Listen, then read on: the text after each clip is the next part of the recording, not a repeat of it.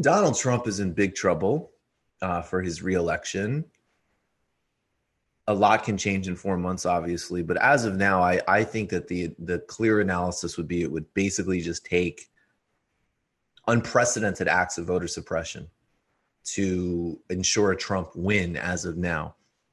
Now, of course, there will be voter suppression, but there's always Republican voter suppression all the way up into the Roberts Supreme Court gutting the Voting Rights Act. And, you know, if you want to really get into this stuff as you should read Ari Berman's reporting on this, targeting of African-American, Hispanic, young people, Native American communities. This is a systemic assault that Republicans have been waging for quite some time, including even before Trump. People should really know, spreading a lot of conspiracy theories and a lot of nonsense that is endlessly debunked about voter fraud. But the reality is he is in very bad shape.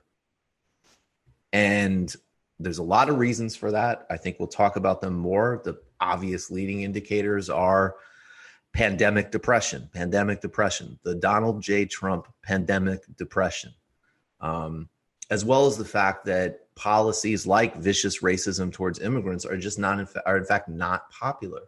So even though 2018 was definitely in the main a victory for centrist suburban Democrats, that Pelosi, third way tradition that they want, and has no agenda for poor and working class people.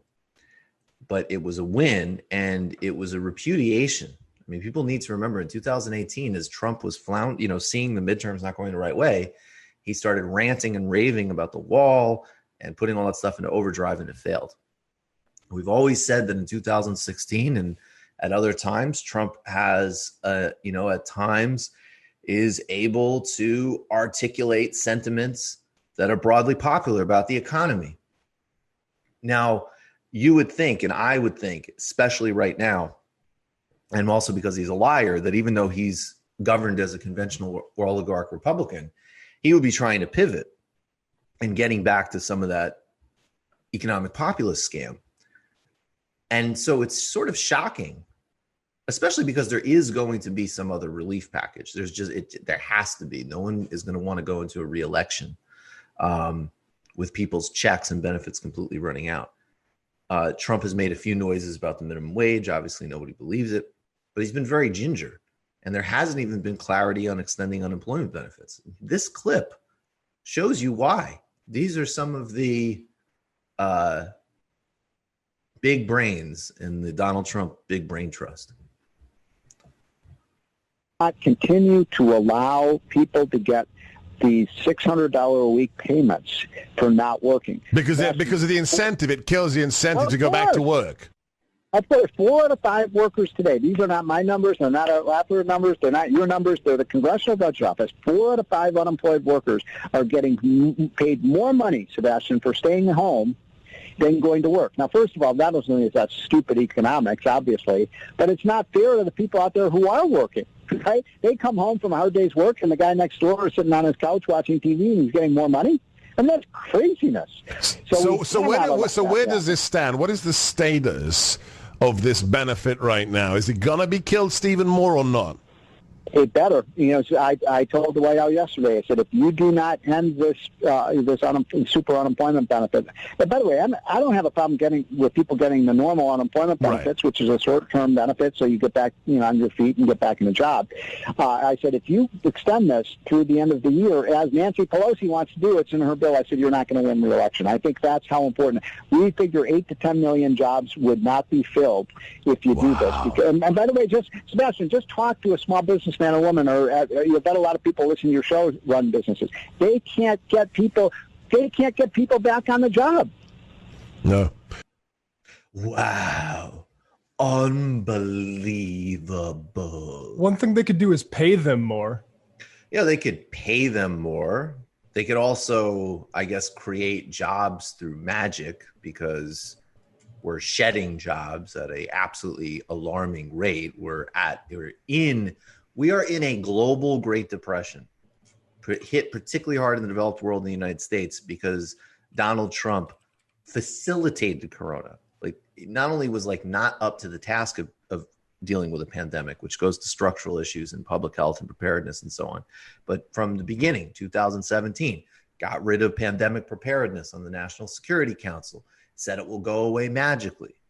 So this is where we are. And look, there's deep roots in Republican politics, obviously, that are about racially and class-wise demonizing the poor. And definitely there are times where, as an example, when you looked at some of the unpopularity that you could get to in the specifics around Obamacare, it was kind of like some of the complaints were legit. Like, wait a second, why if I'm making, a lower middle class wage, but I'm outside of the range, I'm pushed into this horrible market with these disgusting private insurance companies for insurance I can't afford. And then somebody who makes a few thousand less than me or much less gets great health care through Medicaid. You can play that game sometimes of divide and conquer. You can't really do that in the middle of a depression in the same way. I mean, this is just, the economics of it are completely delusional because there aren't the jobs there. And also the kind of divide and conquer they're trying to play, I just don't see in the same way. Now, we know why. And this goes back to when the Republican governors started a couple of months ago of trying to force people back to work, which has, again, been another factor in accelerating and deepening the crisis in the United States. They don't want to pay it. They don't want any sense of stability or safety in people's lives. It has to just be complete economic terrorism at all times. So that wasn't even this big, like, I know a lot of these people, I mean, look, Stephen Moore is pretty dumb. Gorka's not the brightest guy. I am sure that a lot of these people know that bars and restaurants are going to fail, that people aren't going to go out, that those businesses cannot run on profitable margins with not enough clientele. But the point is we cannot have a functioning unemployment system. We cannot have anything remotely resembling basic social safety net.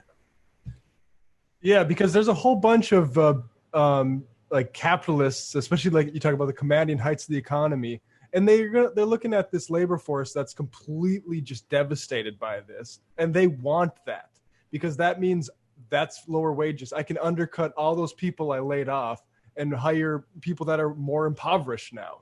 Like the people that are running this stuff like that. That's absolutely. It's a feature, point. Not a bug. That's a feature, not a bug. And again, go back to, and I hesitate to recommend Nouri al-Rabini because he's, extremely depressing and whatever, but he's correct about a lot of stuff. And the point, and we've made this point many times, that post 2008, even when jobs began returning, those were enormously depreciated in quality. Their hourly jobs, their part-time jobs, their freelance jobs, without benefits, without security. And of course, the other structural forces, the decimation of labor unions. America has at-will employment.